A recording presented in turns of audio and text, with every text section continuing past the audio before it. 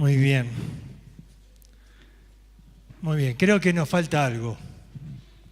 Están los equipos, está todo. Nos falta una cosita. ¿Qué nos puede faltar? Nos falta orar, ¿no es cierto? Vamos a orar y pedir a Dios que dé su bendición, que el Espíritu Santo haga su obra en medio nuestro. Oramos, nos ponemos de pie para orar.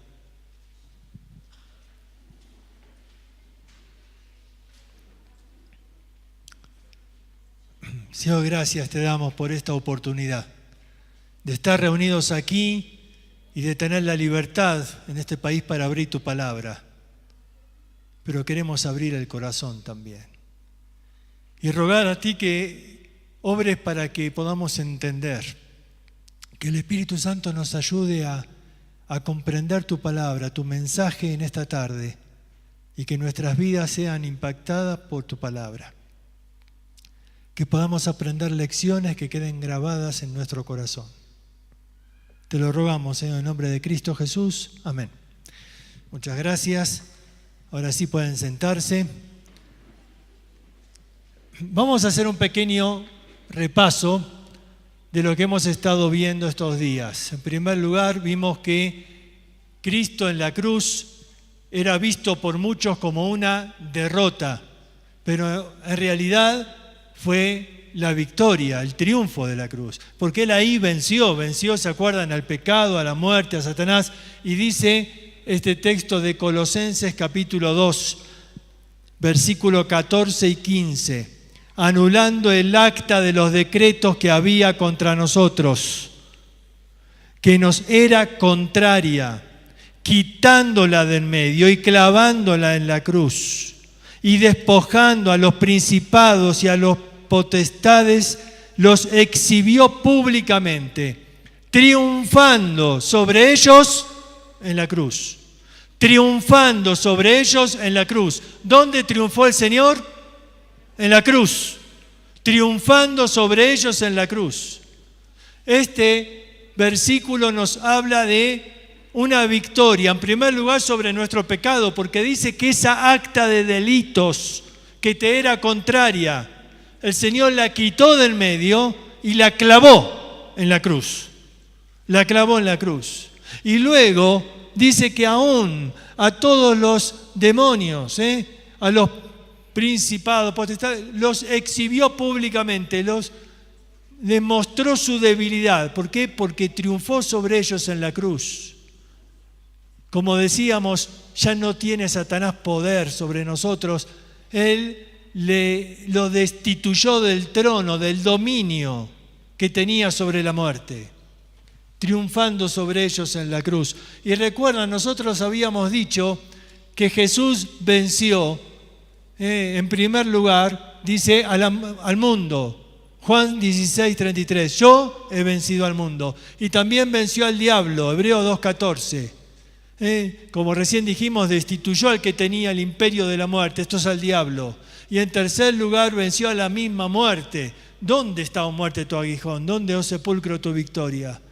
Cristo venció la muerte. Ahí tenemos la victoria de Cristo. Y después de esta victoria, nosotros vimos que Él nos mandó a nosotros con una misión. Y dijo, así como el Padre me envió, yo los envío. ¿A qué? A que vayan por todo el mundo y prediquen el Evangelio. Es decir, anuncien esta victoria de la cruz para que todos puedan comprender que están libres.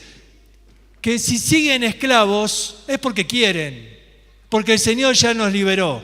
Ya pagó el precio, estamos libres, solo tenés que aceptar esa liberación y salir fuera, escuchar el llamado y ser parte de la iglesia, de los que somos llamados afuera. Entonces, Pablo aplica esto, diciendo, ¿cómo pues invocarán a aquel en el cual no han creído? A ver, invocar, ¿qué es invocar? Invocar es pedir el auxilio de alguien. Si estás en medio de un incendio, ¿a quién invocas? A los bomberos. Si te estás ahogando en el mar, ¿a quién invocas? Al guardavidas. Uno invoca al que necesita, pero dice, ¿cómo puedo invocar a alguien que yo no creo? ¿Cómo puedo llamar a los bomberos si no tengo el número? Dice ahí, ¿cómo invocarán en aquel que no han creído? Y luego pregunta, ¿y cómo creerán en aquel que no han oído? Necesito que alguien me hable de Jesús, conocerle para poder invocarle. Porque todo aquel que invocar el nombre del Señor será salvo. Pero, ¿cómo voy a invocar a alguien que no conozco? ¿Cómo creerán en aquel que no han oído? Y dice después, ¿y cómo oirán sin haber quien les predique? Ahí estamos nosotros. Tenemos que predicar para que la gente pueda escuchar el mensaje de salvación. Y algo más falta. ¿Y cómo predicarán si no fueren enviados? Y ahí está la función de la iglesia, enviar misioneros, enviar personas que lleven este mensaje para que todas las etnias, para que todo el mundo pueda escuchar del nombre de Jesús, del Salvador, que triunfó sobre el pecado. Y Jesús entonces llega a Hechos capítulo 8, se está despidiendo de los discípulos, últimas palabras, y ahí les dice entonces, pero recibiréis poder cuando haya venido sobre vosotros el Espíritu Santo, y me seréis testigos en Jerusalén, en toda Judea, en Samaria y hasta lo último de la tierra. Él nos dice, no solamente tienes que dar un mensaje con tus palabras, tienes que dar un mensaje con tu vida. Tienes que ser testigo. ¿Por qué? Porque hay muchos que hablan y que dicen, ellos tienen que ver que el Evangelio funcione. A ver, supónganse que hay una gran epidemia aquí en Potosí, una tremenda enfermedad que hace que todos estén enfermos. Los científicos buscan la medicina, nadie encuentra cuál es la cura para este problema. Y alguien viene a mí y me da una pastillita y me dice, toma esta, la tomo. Y me curó. Y yo le estoy muy agradecido. Y le digo, ¿te tengo que pagar algo? Me dice, no, pero quiero que vayas y seas mi testigo. ¿Qué me está diciendo? Yo quiero que vayas y les muestres que este medicamento funciona. Tú tienes que mostrarle que realmente sirve, porque hay otros que están queriendo vender otro tipo de medicamentos y que dicen que funciona, pero en realidad no sirve. Tú tienes que mostrarle que estás curado. Ahora, si yo voy a alguien y le digo, toma eso, y me estoy muriendo ahí, ¿me va a creer? No me va a creer. Ellos tienen que ver el cambio en mi vida, ellos tienen que ver que ese medicamento funciona. Cuando el Señor dice, ustedes van a ser mis testigos, ustedes tienen que mostrarle al mundo que realmente el Evangelio funciona, que transforma la vida, que te libra del pecado, que ya no necesitas como antes recurrir al pecado para tratar de encontrar felicidad, porque ahora Cristo te hizo feliz. Que ya no necesitas tomar calmantes para encontrar algo de paz en la vida, porque Cristo te dio la paz como solo Él puede dar. Él dice, yo no doy la paz como el mundo la da. Mi paz es una paz diferente, es una paz que solo Él puede dar. No necesitas, ahora tienes la paz de Cristo. El mundo tiene que ver en tu vida que el Evangelio funciona, y entonces, cuando ven en tu vida que funciona, van a escuchar tus palabras. ¿Quién es el que te curó? Y ahí le vamos a hablar de Cristo. Ahí es cuando te escuchan las palabras. Ahora el enemigo no se va a quedar tranquilo. Él también tiene su estrategia. Y entonces, ¿qué estrategia tiene el enemigo? En primer lugar, desacreditar al testigo. Desacreditar al testigo. A ver, él va a tratar de que caigas en pecado, para que después decirle al mundo, ¿te das cuenta que Cristo no sirve? ¿Te das cuenta que su vida no cambió? ¿Que vuelve a ser el mismo de antes? ¿Te das cuenta que ese medicamento no sirve? Duró por un poquito de tiempo, pero después volvió a ser el mismo. Él quiere desacreditar al testigo. Desacreditar significa que ya no tienes crédito. Cuando uno gasta demasiado, ¿no? El banco te dice, no te doy más crédito. Significa que ya no tienes más confianza, la gente no confía en ti. No confía porque dicen, ayer me dijo una cosa, pero hoy hace otra. No confían, desacreditar al testigo. Pero si no puede desacreditarte, es decir, si no puede hacer que caigas en pecado y de esa manera desacreditarte como testigo, entonces usa el plan B. ¿Cuál es el plan B? El plan B es debilitar al testigo. Debilitar, es decir, quitarte las ganas. Debilitarte, ¿cómo lo hace? ¿De qué manera Satanás puede tratar de debilitarnos? Pablo va a tocar este tema en Romanos capítulo 8.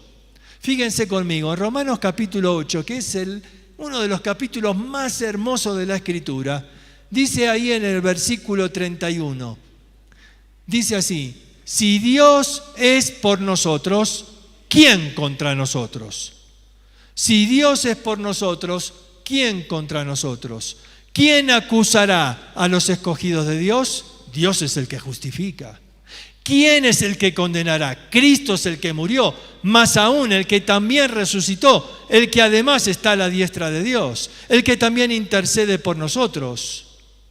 Pero entonces viene la pregunta, ¿quién nos separará del amor de Cristo? ¿Quién nos separará del amor? Eso es lo que el diablo quiere hacer, separarte del amor de Cristo. ¿Cómo es esto?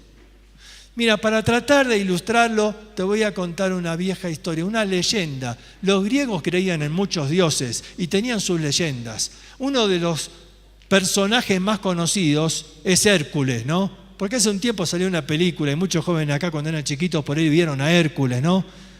Y a Hércules lo conoces, pero hay otro personaje que se llamaba Anteo. Ahí tiene, no se ve muy clarito por la luz, pero hay una leyenda de Anteo y de Hércules. ¿Qué decía esto? Hércules se peleó con Anteo, le pegó una piña y Anteo cayó en tierra, pero cuando caía en tierra se levantaba con más fuerza que antes. Entonces Hércules lo agarraba así y lo reventaba contra el piso. Y se levantaba con más fuerza que antes. Y entonces Hércules decía, a este no hay manera de ganarle, porque cada vez que cae se levanta con más fuerza. Si lo sigo tirando, un día se va a levantar y va a ser más fuerte que yo. Entonces Hércules fue a buscar consejo. Y ahí el oráculo le explicaba. Le dijo, mira, Anteo es hijo de su madre tierra. Y cada vez que cae en tierra, su madre le da fuerza. Entonces, ¿cómo le gano? Lo tienes que separar de la tierra. Lo tienes que separar de la tierra. Entonces Hércules lo llevó a un monte y lo agarró así, como se ve ahí un poquito en la figura, y lo tiene en alto, separado de la tierra hasta que muere. Esta historia nos explica qué es lo que intenta Satanás. ¿Qué intenta Satanás? Separarnos del amor de Dios. ¿Por qué? Porque Dios nos infunde con su amor el ánimo para ir a predicar. A ver, ¿de dónde viene la motivación para servirle? Pablo dice así en 2 Corintios 5:14, el amor de Cristo nos constriñe. No usamos mucho esa palabra, ¿no? ¿Alguien está constreñido esta tarde acá? ¿Qué es eso? La palabra significa nos aprieta, nos empuja, nos arrastra. ¿Se acuerdan cuando Jesús iba en una multitud y una mujer tocó el manto? Y Jesús dice, ¿quién me tocó? Y los discípulos dicen, Maestro, la multitud nos oprime. Y tú preguntas quién te tocó. Esa es la palabra constriñe. La multitud nos constriñe. Pablo dice, el amor de Cristo nos constriñe, nos aprieta, nos arrastra como una multitud. Pensando esto, que si Él murió por mí, ¿cómo? Yo no voy a vivir para Él. Es el amor de Cristo el que me empuja a dar la vida por Cristo si es necesario. Pero Satanás entonces me quiere debilitar. ¿Cómo lo hace? Diciéndome, Dios no te ama. ¿Dónde está Dios? A ver, vamos a seguir con el relato. Fíjense, ¿cómo hace Satanás para intentar separarnos del amor de Cristo? ¿Quién nos separará? ¿Ves? ¿Quién nos separará del amor de Cristo? ¿La tribulación? ¿La angustia? ¿La persecución? ¿El hambre? ¿La desnudez? ¿El peligro? ¿La espada? A ver, estos son los elementos que Satanás usa para tratar de separarnos del amor de Cristo. ¿Por qué? Porque viene la tribulación o la angustia a tu vida y el diablo te susurra a tu oído y te dice, si Dios te ama, ¿por qué estás en medio de esta angustia?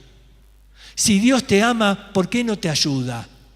¿Por qué no hace algo? ¿Por qué no te cura? ¿Por qué no te quita el dolor? Si Dios te ama, ¿por qué no hace nada? El diablo te quiere separar del amor de Cristo y utiliza el hambre, la desnudez, los peligros. Esa es la estrategia. Pero Pablo dice, antes, en todas estas cosas, ¿qué cosas? En la tribulación, la angustia, la persecución, el hambre, en todas esas cosas somos más que vencedores por medio de aquel que nos amó. ¿Cómo? Yo puedo saber qué es ganar y qué es perder, pero ¿qué significa más que ganar? Más que vencedores. ¿A qué se refiere? La palabra que Pablo usa es hipernicao. Nicao es de donde viene la marca Nike. ¿Vieron? Nike significa vencedor, conquistador. Entonces, hiper es grande, súper. Los romanos decían esto. Los romanos decían, nosotros somos más que conquistadores. ¿Por qué? Porque ellos tenían este dicho. Fíjate, vamos a leer este párrafo que viene acá. El vencedor derrota a su enemigo, pero uno que es más que un conquistador lo subyuga. El conquistador anula el propósito del enemigo. El que es más que un conquistador hace que el enemigo sirva a sus propósitos.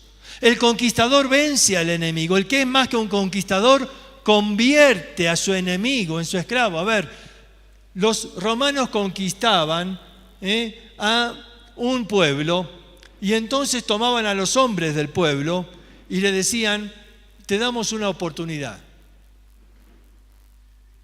Ir al frente de batalla del próximo pueblo que queremos conquistar. Y ellos decían, no, ni loco, ¿cómo vamos a pelear por ustedes? Bueno, entonces matamos a toda tu familia y te matamos a ti.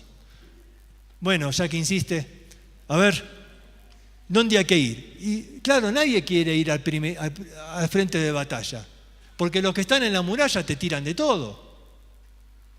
Y los romanos se reían y decían, mira, nosotros somos más que vencedores. ¿Por qué? Porque hasta nuestros enemigos pelean por nosotros.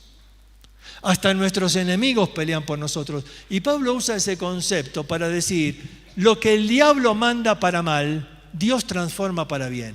Lo que el diablo quiere hacer para separarte del amor de Dios, Dios usa para su propia gloria.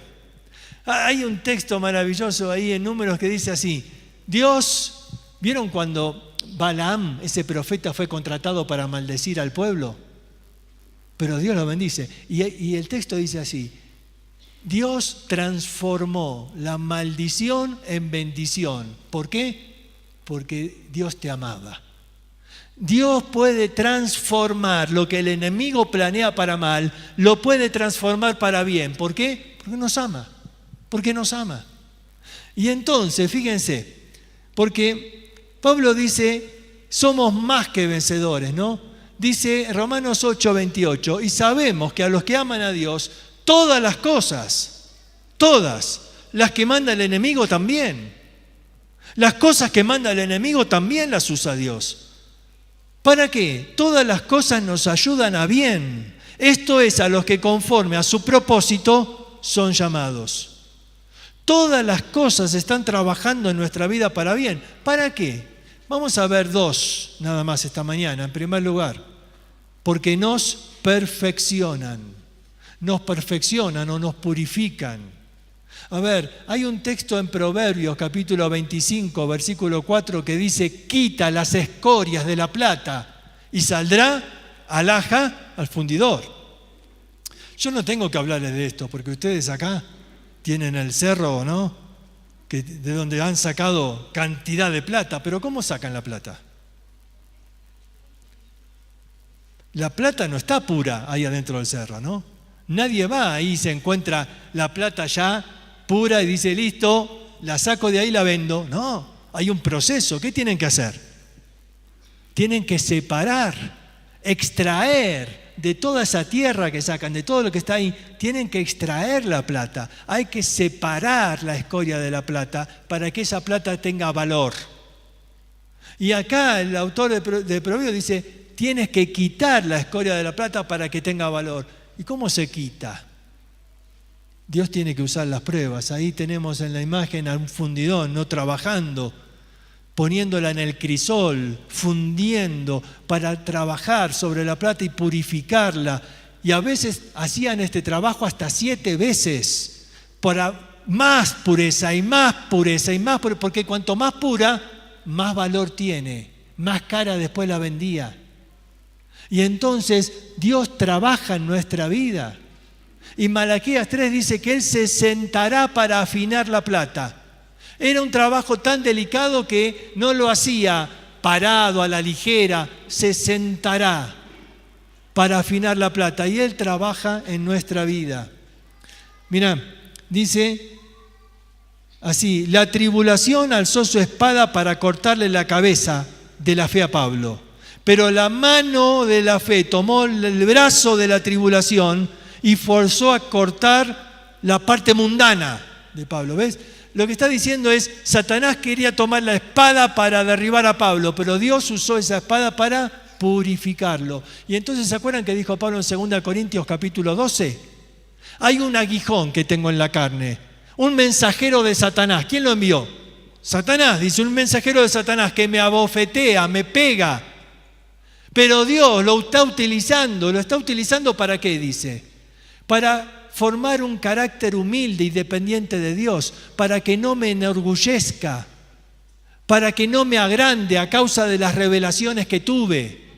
Pablo dice, Satanás fue el que me quiere derribar con esos golpes y me quiere decir, ves, Dios no te ama, Dios te abandonó en esta cárcel. Pero en realidad Dios está utilizando eso para que yo no me enorgullezca, me está purificando. Me está purificando. Lo mismo, la misma experiencia fue de Job. Job dice así, después de sufrir tantas pruebas, antes de a oída te había ido, mas ahora mis ojos te ven. A través de la prueba, Job fue perfeccionado, Job pudo conocer más profundamente a Dios. Nunca conoces tanto a Dios como cuando estás en medio de las pruebas.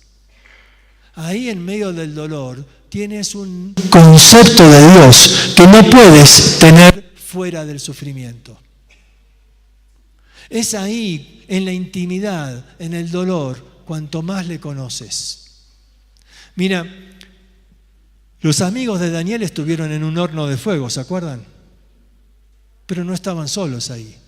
El Hijo de Dios estaba con ellos. Su vida nunca fue la misma después de haber estado en el horno de fuego. Nunca.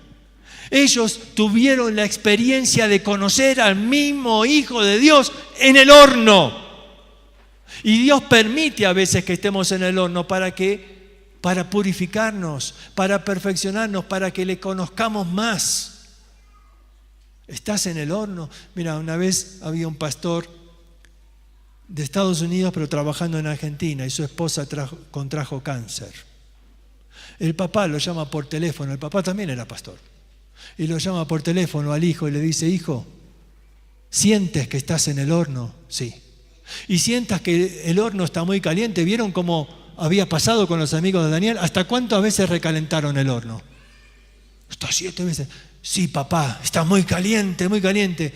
Prepárate, porque vas a tener una visión del Hijo de Dios como nunca antes en tu vida. Porque el Señor se manifiesta de una manera especial. Le aprendemos a conocer más profundamente. Por eso las pruebas son importantes para la vida.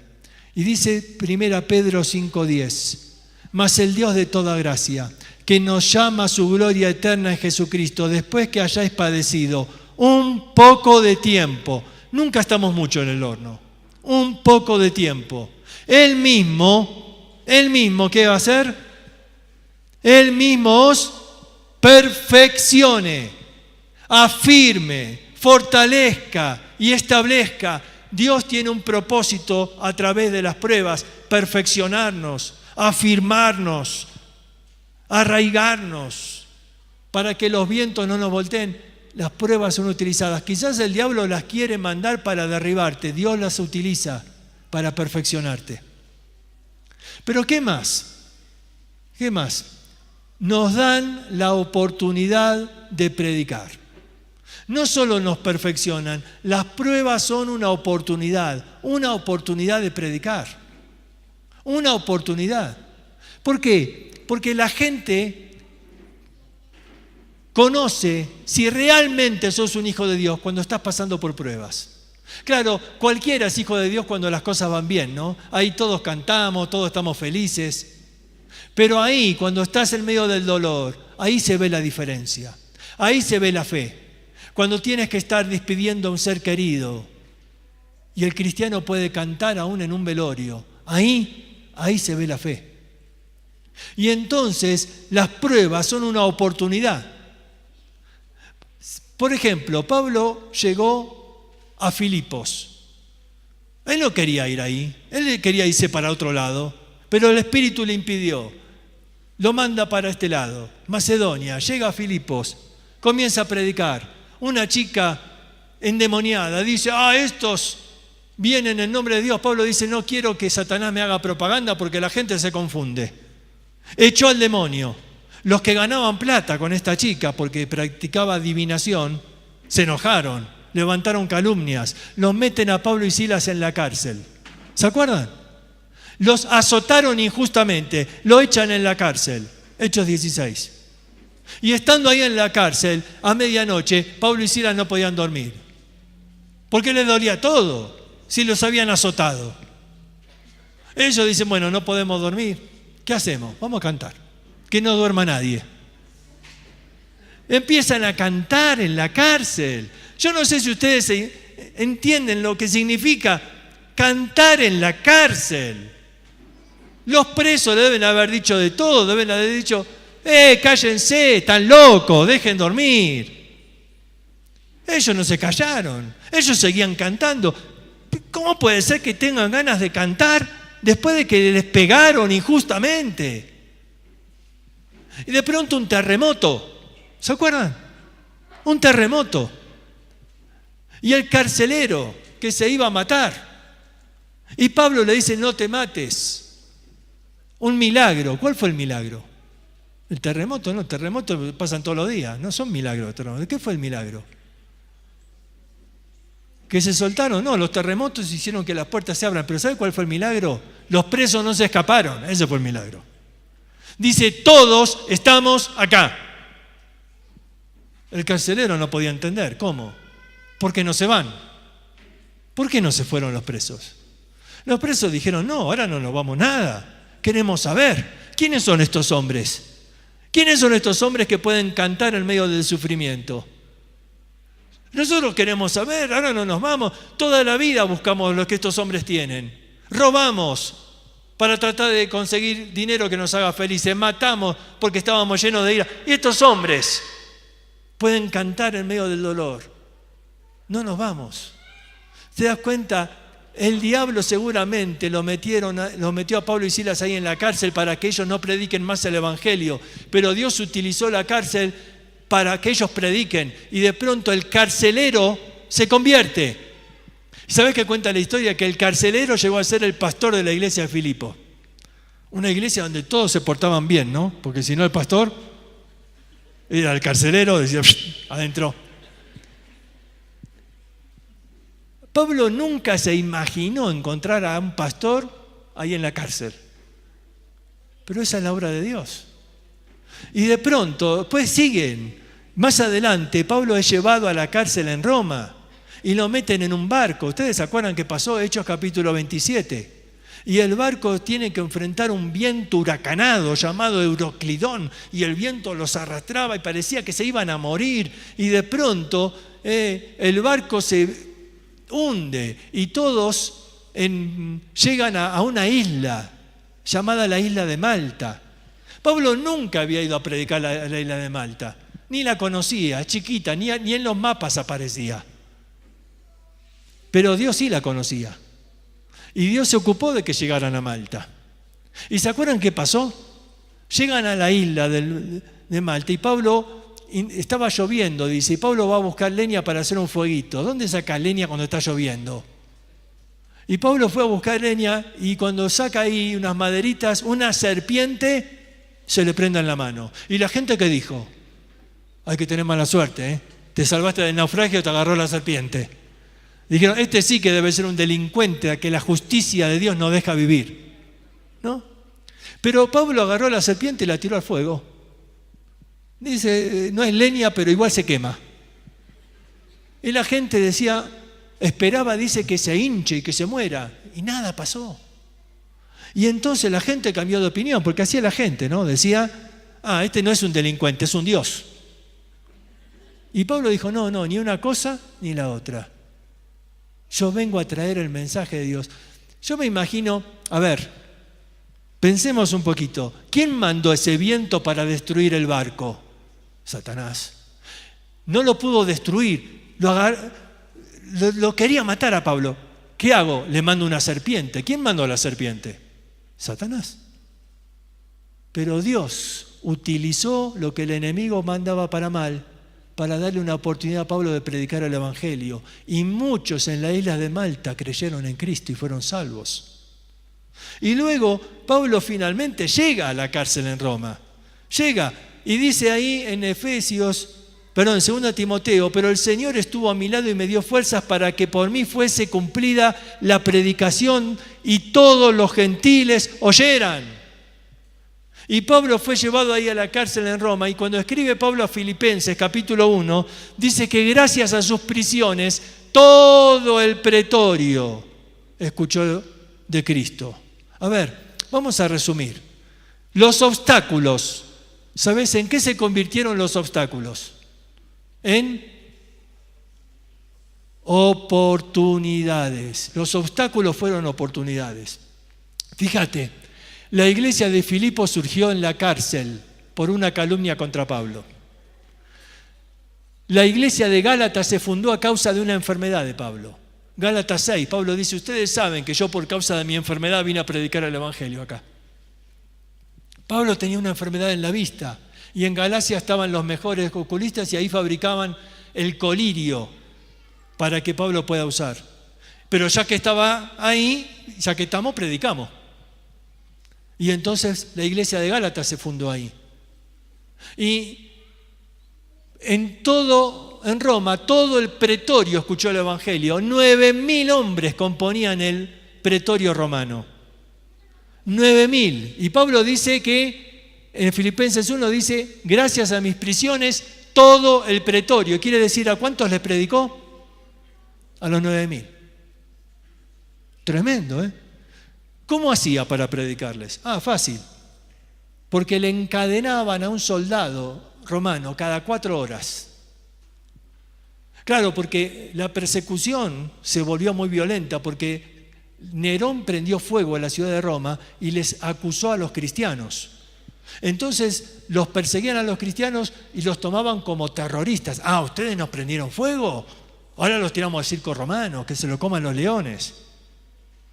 Y entonces la persecución se volvió violenta y Pablo estaba ahí en la cárcel custodiado, encadenado a un soldado romano. Y Pablo decía, esto está buenísimo, porque ya estamos un poco cansados de viajar. Ahora me atan al inconverso y me lo encadenan. Dice, las cadenas no son para que yo no me escape, las cadenas es para que el soldado no se escape. Y tengo 4 horas para predicar el Evangelio. Y terminaba las 4 horas y Pablo decía, ¡que pase el que sigue! Y le traían otro soldado y se lo encadenaban. Y Pablo decía, otro más.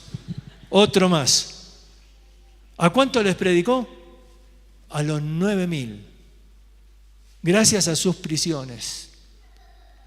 Y por ahí pasaba unos meses y Pablo le mira al soldado y dice, vos te conozco. Sí, yo acepté a Cristo. Te voy a dar el primer paso discipulado. ¿Saben? Cuando termina la carta a Colosenses hay algo muy gracioso. Porque Pablo escribió Colosenses ahí en la cárcel, ¿sí? En Roma. Y cuando termina la carta a Colosenses, Pablo dice a los colosenses, los de la casa de César, ¿sabés quiénes eran los de la casa de César? Los soldados pretorianos. Los de la casa de César le mandan saludos.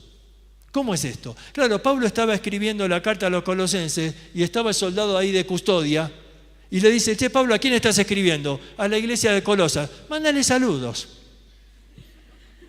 El soldado romano mandando saludos. Mirá, Satanás debe haber pensado así, a este no lo puedo matar, lo voy a meter en una cárcel para que no hable más de Cristo. Qué equivocado el diablo. Porque Dios se ocupó de que el evangelio sigue. Pablo dice, la palabra de Dios no está presa. Yo estoy preso, pero la palabra de Dios no está presa. Y la obra de Dios se hace igual. Mira, mi hija estuvo enferma un tiempo atrás. Tuvo unos años que por causa de un golpe se alteró algo en su salud y estuvo 3 años mal. En un lugar la llevamos a un médico que dijo que podía curarla y estaba mi esposa ahí con ella en un hotel esperando porque era en otro país. Y mi esposa tenía que hacer unos trámites y ella quedó en la habitación porque se sentía mal. Y viene la mujer que hace la limpieza y dice, uy, perdón, vengo después. No, está bien porque no me voy a ir de acá de la cama. ¿Puedo limpiar? ¿No te molesta? No me molesta, limpie. La mujer empezó a limpiar y mi hija dice, ¿cómo se llama? Y la mujer le dijo, Gracia. ¡Qué lindo nombre! ¿Usted sabe lo que significa? No. Gracia es un regalo inmerecido. ¿Usted sabe que Dios nos dio su gracia? ¿Cómo? ¿Qué es? Y empezó a predicar de Cristo. Y esta mujer acepta a Cristo como Salvador. Cuando viene mi esposa, la ve a mi hija con un rostro feliz. Dice, ¿te sentís mejor? No. ¿Y por qué está feliz? Porque la mujer que limpia hizo la oración de fe y aceptó a Cristo. ¿Ves? Dios usó la enfermedad para que otros puedan conocer a Cristo. ¿Te das cuenta? El diablo quizás la quiso desanimar con ese golpe. ¿Sabes cuándo se enfermó? El día que iba a entrar al instituto bíblico. Y el diablo la quiso desanimar, quiso decirle, ¿ves? ¿Querés servir a Dios? ¿Dónde está Dios? ¿Por qué no te cuidó? ¿Por qué permite esto en la vida? Dios no te ama. Pero Dios mostró a ella que la amaba muchísimo. Y aún en medio del dolor, la utilizó para salvar a otros. Mira, es maravilloso porque Pablo termina Romanos capítulo 8 con un canto de victoria impresionante. Yo te lo voy a leer en una versión diferente porque pone palabras que nos ayudan a comprender mejor. Mira, dice así, Romanos 8, versículo 38. Y estoy convencido de que nada podrá jamás separarnos del amor de Dios. Ni la muerte, ni la vida, ni ángeles, ni demonios, ni nuestros temores de hoy, ni nuestras preocupaciones de mañana, ni siquiera los poderes del infierno pueden separarnos del amor de Dios. Ningún poder en las alturas, ni en las profundidades. De hecho, nada en toda la creación podrá jamás separarnos del amor de Dios que está revelado en Cristo Jesús, Señor nuestro. ¿Ves? Por eso somos más que vencedores. Por lo que el diablo planea para mal, Dios transforma para bien. Lo que el diablo quiere usar para desanimarnos, Dios lo usa para mostrarte que nunca te abandona. Él prometió, yo jamás te abandonaré, nunca te desampararé, jamás. Lo que el diablo manda para mal, Dios utiliza para bien. Por eso somos más que vencedores. Por eso Dios nos muestra su amor de una manera tremenda, aún cuando estamos en medio del dolor. Ahora, una vez, mientras vuelvo al lugar porque se me salió, una vez estábamos haciendo un viaje, un grupo de muchachos que estábamos un poco locos, reconozco. Para hacer ese tipo de viaje había que estar un poco loco. Fuimos por toda Sudamérica predicando el Evangelio. Compramos un bus viejo, todo medio destruido. Algunos le decían que era Génesis 1:2, todo desordenado y vacío. nos miraban en la iglesia cuando nos despedían y decían, ustedes la verdad que tienen que tener mucha fe para pensar que esto va a llegar a algún lado. Y nos fuimos y tuvimos muchos obstáculos, pero obstáculos que se convirtieron en oportunidades.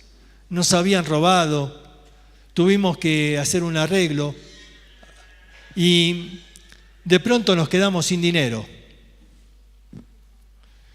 Y nosotros teníamos una estrategia. Íbamos a un lugar, la gente no sabía esto, que no teníamos plata. Pero nosotros íbamos a predicar hasta que Dios tocaba el corazón de alguien que nos ofrendaba. Y cuando nos ofrendaban, ¿qué hacíamos? Comprábamos combustible para seguir el viaje. Así que la gente dice, ¿hasta cuándo se quedan? Hasta que Dios quiera. Y cada pesito que venía, al tanque de combustible. Y estábamos en Chile y teníamos que ir hacia el norte, un desierto tremendo. Nos dijeron, carguen bien el tanque, no se queden sin combustible en medio del desierto. Así que nos asustaron tanto que llenamos el tanque ahí de combustible. Nos quedamos sin nada. Íbamos por el desierto y lo que menos nos íbamos a imaginar, nos encontramos ahí en medio del desierto. ¿Sabe qué nos encontramos? Una cabina de peaje. ¿A quién se le ocurre poner una cabina de peaje en medio del desierto? Chilenos tenían que ser. Le dijimos al hombre, mire, señor, no tenemos plata, no nos deja pasar porque no tenemos. Muy amable el chileno, nos sonrió así, nos dice, ¿no tienen plata? No, bueno, no pasan. ¿Y qué hacemos? Y pueden estacionar ahí si quieren al micro. Uno del grupo se enojó y dice, pero Dios no nos podía haber provisto para pagar este miserable peaje. No sabía que estaba el peaje ahí. Otro de los muchachos fue más práctico. Teníamos unas Biblias para regalar, así que tomó la Biblia, sacó así pecho como Pedro y Juan, cuando fueron al paralítico, ¿se acuerdan? Y le dijo, plata y oro no tenemos, pero lo que tenemos te damos. Si nos dejás pasar, te damos la Biblia. El hombre miró la Biblia y empezó a llorar. Nosotros le dijimos, bueno, no se emocione tanto, ¿qué pasa? Ustedes no entienden, no. Dice, yo escuché el mensaje por la radio y acepté a Cristo en mi corazón, pero no tenemos ninguna Biblia. Acá vivimos en un pueblito chiquito, no hay Biblia. Y yo le pedí a Dios, si realmente, si todo este mensaje que yo creí, si es verdad, mandá a alguien con una Biblia. Y aparece usted y me dice que me va a regalar una Biblia. ¿No se da cuenta que usted es la respuesta de mi oración? Y nosotros decíamos, ¿nos va a dejar pasar? Y el hombre nos dijo, claro que sí, pero no quieren quedarse a la mañana y le predican a mi gente. Yo los reúno en mi casa y ustedes le predican el Evangelio. Gente que nunca había escuchado el nombre de Jesús. Un pueblito chiquito, vivían todos atendiendo el peaje, se turnaban para atender el peaje. Y pudimos predicar de Cristo. A ver, si me entienden, a ver. Si hubiéramos tenido dinero, ¿qué hubiéramos hecho? Pagábamos y seguíamos. Dios se ocupó de dejarnos sin un peso. ¿Por qué? Porque Él quería que esa gente escuche el Evangelio. ¿Te das cuenta que lo que el diablo planea para mal, Dios usa para bien? ¿Te das cuenta que somos más que vencedores? Porque hasta el enemigo trabaja para Dios. ¿No te dan ganas de decir, amén? Hasta el enemigo trabaja para Dios. Somos más que vencedores. Mira, yo quiero terminar, ya se me fue la hora. Pero quiero terminar con esta historia, una historia que seguramente escuchaste. La historia de un himno, de una canción que todos cantamos. Cuenta la historia que a fines del 1800, unos misioneros ingleses fueron a predicar por el norte de India. Y iban aldea tras aldea predicando. Y en una aldea se convirtió una familia. Los predicadores siguieron su viaje. En la tribu, en la aldea, los agarraron a estos 4, los llevaron a la plaza de la ciudad y le dijeron al hombre: niega a Cristo o matamos a tus hijos. El hombre no sabía qué decir.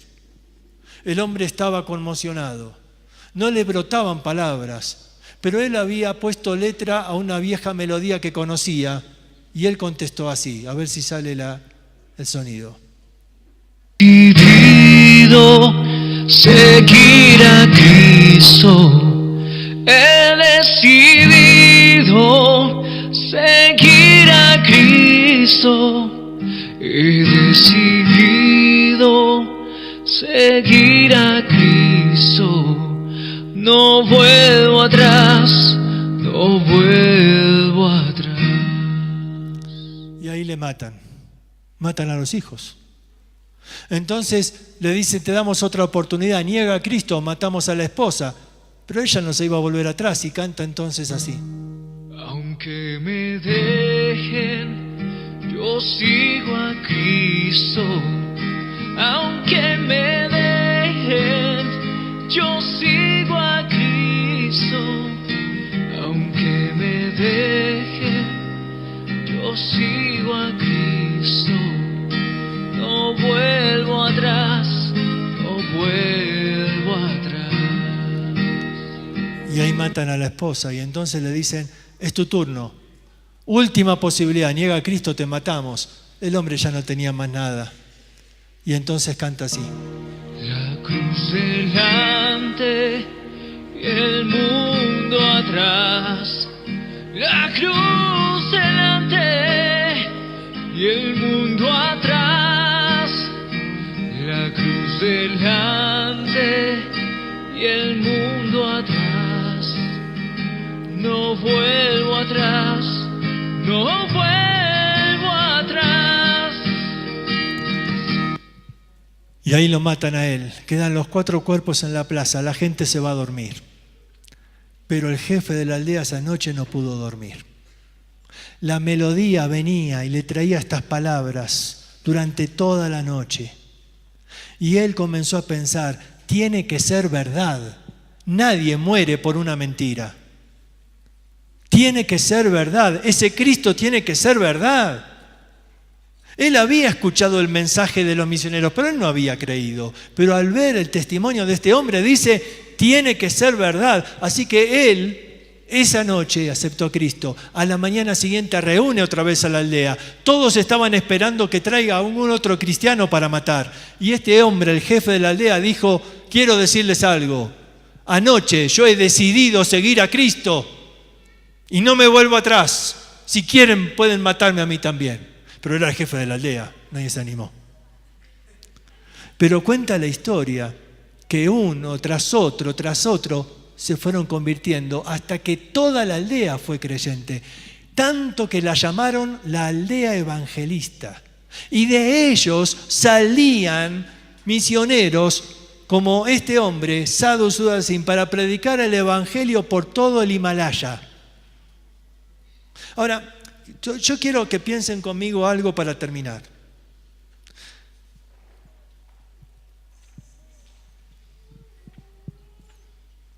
Este hombre que cantó esta canción no podía haber negado a Cristo para salvar a sus hijos y después volver a su casa y pedirle perdón al Señor y decirle: bueno, Señor, perdóname, pero yo lo hice por salvar a mis hijos. Después de todo, Pedro también te negó y vos lo perdonaste.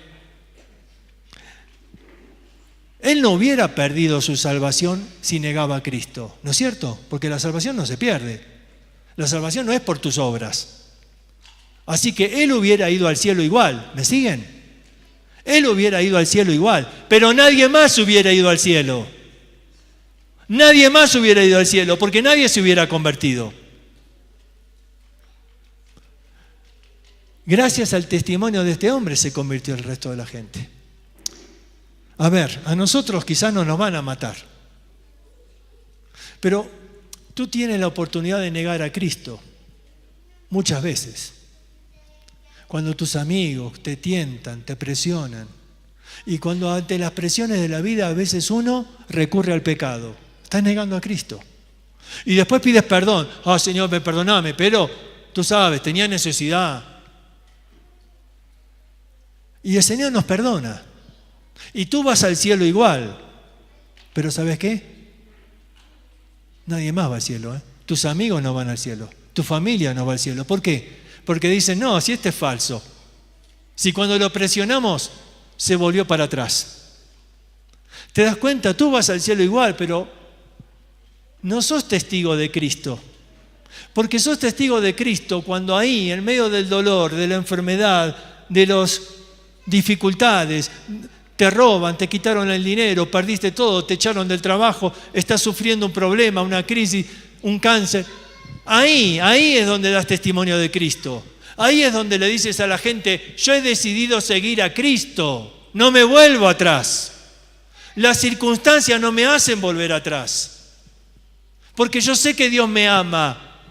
Aunque esté en una cárcel, aunque esté en una cama postrado, yo sé que Dios me ama. No me vuelvo atrás. Y al ver ese testimonio, otros vienen a Cristo. ¿Te das cuenta? Otros vienen a Cristo. Por eso Pablo dice ahí, los obstáculos, las cosas que el enemigo manda, Dios las usa para bien. Por eso somos más que vencedores por medio de aquel que nos amó.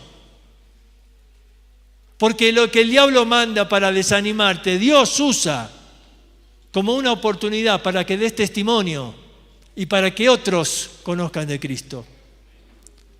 Estamos hablando de la victoria de la cruz y estamos hablando que esa victoria nos hace a nosotros más que vencedores. Y hace que tú ahora puedas ir al mundo con un mensaje. Pero esto exige un compromiso. Un compromiso de decir, yo no me vuelvo atrás. He decidido seguir a Cristo, no me vuelvo atrás. Porque esa es la forma en que voy a convencer a los que me miran.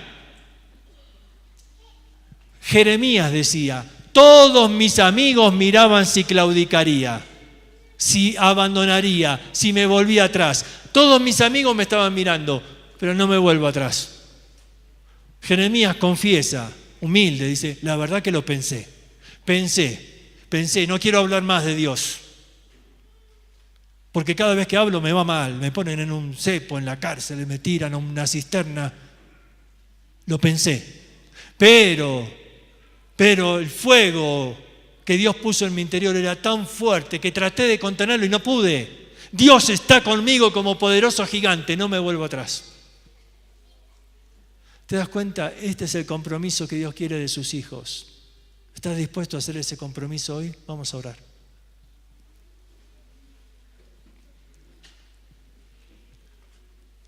Oh Señor, te ruego que tu palabra llegue profundo a nuestro corazón, para que podamos tener una vida que refleje a Cristo, aún en medio de las dificultades. Para que podamos hacer un compromiso con nuestra vida de decir, no me vuelvo atrás por nada, aún en medio del dolor, de la angustia. A veces la vida nos pone en situaciones difíciles, pero ahí, en esos momentos, queremos mostrar a Cristo. Señor, te ruego para que tú obres en nuestros corazones y para que muchos en esta tarde puedan tomar esa decisión, ese compromiso en el corazón, de decir, yo quiero ser un testigo de Cristo en todo momento, en las buenas, en las malas, para mostrar que Cristo es real en mi vida. Te lo ruego en nombre de Cristo Jesús. Amén.